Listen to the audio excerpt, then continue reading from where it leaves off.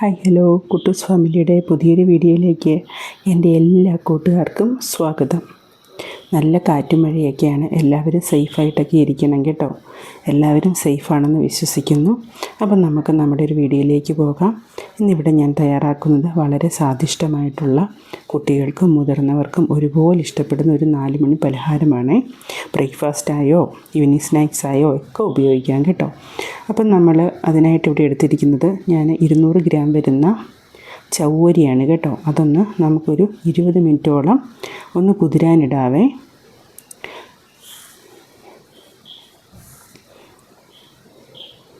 അപ്പം നമ്മൾ അതിലേക്ക് വെള്ളം ഒഴിച്ച് ഒരു 20 മിനിറ്റോളം അതൊന്ന് നല്ലപോലെ ഒന്ന് കുതിരാനിടാം. കുതിരാനായിട്ട് നമുക്ക് മാറ്റി വയ്ക്കാം.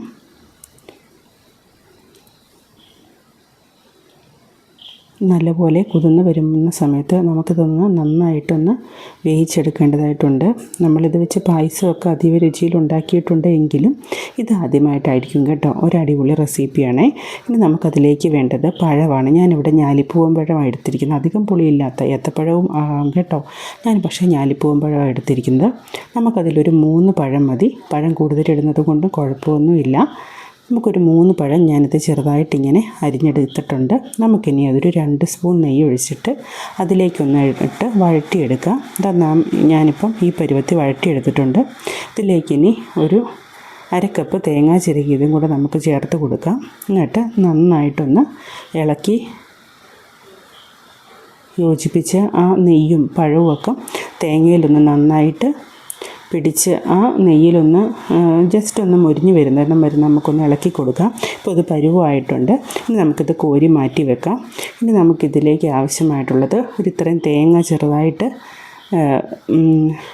കൊത്തിയെടുത്തതാണ്. പിന്നെ നമ്മൾ ഇത്രയും മുന്തിരിങ്ങയും എടുത്തിട്ടുണ്ട്. ഇതൊന്ന് നമുക്ക് നന്നായിട്ട് നെയ്യിലൊന്ന് വറുത്ത് കോരി മാറ്റി വയ്ക്കാം. ഇതാ ഇവിടെ ഞാൻ തേങ്ങയും മുന്തിരിയും നെയ്യിൽ കോരി മാറ്റി വെച്ചിട്ടുണ്ട്. ഇനി നമ്മൾ കുതിരാനിട്ടിരിക്കുന്ന 20 മിനിറ്റ് കഴിഞ്ഞിട്ടുണ്ട്. നമ്മുടെ ചൗരി ഇവിടെ നന്നായിട്ട് കുതിർന്ന് വന്നിട്ടുണ്ട്. നമുക്കിനി ഒരു ബൗൾ എടുത്തിട്ട് അതിലേക്ക് 1 കപ്പ് നമ്മുടെ ഇടിയപ്പപ്പൊടിയില്ലേ അതാണ് എടുത്തിട്ടുള്ളത്. ഇനി അതിലേക്ക് നമ്മൾ ചേർത്ത് വെച്ചിരിക്കുന്ന നമ്മുടെ കൂട്ടുണ്ടല്ലോ, പഴവും തേങ്ങയും നെയ്യും ചേർത്ത് വരട്ടിയെടുത്ത കൂട്ടൊന്ന് ചേർത്ത് കൊടുക്കാം. പിന്നെ ഒരു മണത്തിന് സ്വാദിനും വേണ്ടിയിട്ട് ഒരു 1/4 ടീസ്പൂൺ ഏലക്കാപ്പൊടി ചേർത്ത് കൊടുക്കുന്നുണ്ട്. ഇനി അതൊന്ന് ജസ്റ്റ് മിക്സ് ചെയ്തതിന് ശേഷം നമ്മൾ 1/2 കപ്പ് റവ കൂടി ചേർത്ത് കൊടുക്കുന്നുണ്ട്. ഇനി നമുക്ക് ഇതിനായിട്ട് ഞാൻ ഒരു 150 ഗ്രാം വരുന്ന ശർക്കരപ്പാനി ഇവിടെ തയ്യാറാക്കി വെച്ചിട്ടുണ്ടായിരുന്നേ. ആ ശർക്കരപ്പാനി നമ്മൾ ഇതിലേക്കൊന്ന് ഒഴിച്ച് യോജിപ്പിച്ച് കൊടുക്കാം. നന്നായിട്ടൊന്ന് ഇളക്കി യോജിപ്പിച്ച് കൊടുക്കാവേ. നമ്മുടെ ഈ അരിയും റവയും ഒക്കെ ഇട്ട ഈ കൂട്ട് നന്നായിട്ട് നമുക്കൊന്ന് യോജിപ്പിച്ച് കൊടുക്കാം. നന്നായിട്ട് ഇളക്കി യോജിപ്പിച്ചതിന് ശേഷം നമുക്കിതിലേക്ക് നമ്മളിനി നമ്മുടെ ചവ്വരി, ഈ സമയത്ത് നമ്മുടെ 20 മിനിറ്റ് ആയ ചവ്വരി കുതിർന്നിട്ടുണ്ട്. അപ്പോൾ അത് നമുക്കൊന്ന് വേവിച്ചെടുക്കാവേ. വേവിച്ച് തണുത്ത വെള്ളത്തിൽ ഒന്ന് അത് കഴുകി ഒന്ന് കോരി എടുക്കാവേ.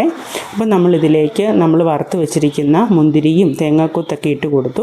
ഇനി നമുക്കിതിലേക്ക് ആ ചവ്വരി, വേവിച്ചെടുത്ത ചവ്വരിയാണ് ഇത്, അതും കൂടെ നമുക്കൊന്ന് ചേർത്ത് കൊടുക്കുക. ഇനി എല്ലാം നന്നായിട്ടൊന്ന് മിക്സ് ചെയ്ത് ഒരു 10 മിനിറ്റ് നമുക്കൊന്ന് അടച്ച് വയ്ക്കാവേ. അപ്പോൾ ഇതൊന്ന് 10 മിനിറ്റ് നമുക്ക് അടച്ച് വയ്ക്കാം. എന്നിട്ട് നമുക്ക് ഒരു ഇഡ്ഡലി കുട്ടകം അടുപ്പിൽ വെച്ച് വെള്ളം ഒന്ന് ചൂടാകാൻ വയ്ക്കാവേ. ഇനി നമുക്ക് ഈ അപ്പം ഒന്ന് ഒഴിച്ച് കൊടുക്കാനായിട്ട് ഞാൻ ചെറിയ ബൗളിലേക്ക് വാഴയില ഇട്ട് വെച്ചിട്ടുണ്ട്. അപ്പോൾ വാഴയിലയിലേക്ക് ഇത് വെന്ത് വരുമ്പം നല്ല സ്വാദായിരിക്കുമല്ലോ. പിന്നെ ഞാനിവിടെ 2 ചെറിയ കുഞ്ഞ് വാഴയില എടുത്തിട്ട് അതിലേക്ക് നമ്മൾ പരത്തി കൊടുത്തിട്ടുണ്ട്. അതും കൂടെ നമുക്ക് ഇതിലേക്കൊന്ന് വെച്ച് വേവിച്ചെടുക്കാവേ. അതീവ സ്വാദുള്ള ഇതാണ് കേട്ടോ. നമ്മുടെ ആവിയിൽ വേകുന്ന ഈ അപ്പം കുഞ്ഞുങ്ങൾക്കും മുതിർന്നവർക്കും ഒക്കെ ഇഷ്ടപ്പെടും. നമ്മളൊരു ചായയുടെ കൂടെയൊക്കെ കഴിക്കാനും നല്ല മഴയൊക്കെ അല്ലേ, എല്ലാവർക്കും ഇഷ്ടപ്പെടും കേട്ടോ ഈ ഇലയുടെയും അപ്പവും. അപ്പം ഞാനിത് പരത്തി വെച്ചിട്ടുണ്ട്. ഇതും കൂടെ ഒന്ന് നമുക്ക് വേവിച്ചെടുക്കാം. നന്നായിട്ട് വേകണമല്ലോ, അരിയും റവയൊക്കെ ആയതുകൊണ്ട്. അപ്പം നമ്മുടെ ഇവിടെ റെഡി ആയിട്ടുണ്ട് വളരെ സ്വാദിഷ്ടമായ പലഹാരം. നോക്കിക്കേ ഒന്ന് എത്ര മനോഹരമാണ്. ഇലയുടെ മണമൊക്കെ വരും. അടിപൊളി ടേസ്റ്റാണ് കേട്ടോ. അകമൊക്കെ നന്നായിട്ട് വെന്ത് നല്ല മൃദുവായിട്ടിരിക്കുന്നു. എല്ലാവരും ഉണ്ടാക്കി നോക്കണേ.